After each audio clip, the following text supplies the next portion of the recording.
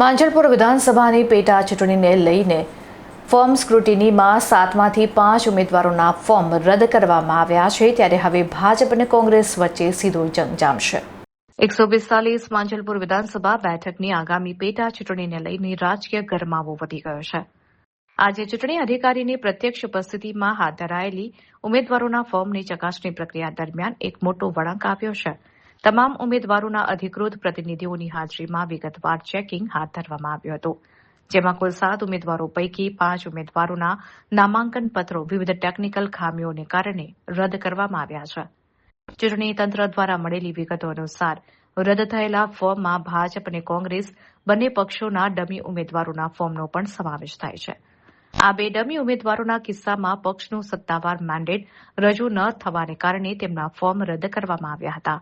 આ સિવાય અન્ય પક્ષના એક ઉમેદવારે ચૂંટણી અધિકારી દ્વારા માંગવામાં આવેલી જરૂરી પૂર્તતા કે દસ્તાવેજો સમયસર રજૂ ન કરતા તેમનું ફોર્મ પણ અમાન્ય ઠેરવવામાં આવ્યું હતું। આમ કુલ 5 ફોર્મ રદ થતા ચૂંટણી ચિત્ર એકદમ સ્પષ્ટ થઈ ગયું છે।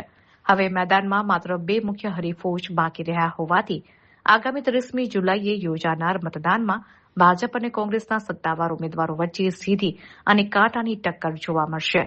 સ્ક્રુટિનીની આ પ્રક્રિયા બાદ વડોદરાના સ્થાનિક રાજકારણમાં ગરમાવો આવી ગયો છે અને બંને પક્ષોએ પ્રચારના શ્રી ગણેશ કરી દીધા છે।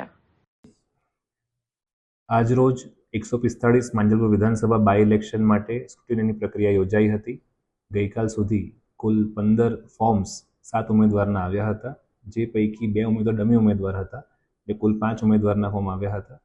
જે પૈકી આજે સ્ક્રુટિનીની પ્રક્રિયામાં કુલ 2 ઉમેદવારના ફોર્મ મંજૂર કરવામાં આવ્યા છે અને 3 ફોર્મ અમાન્ય કરવામાં આવ્યા છે।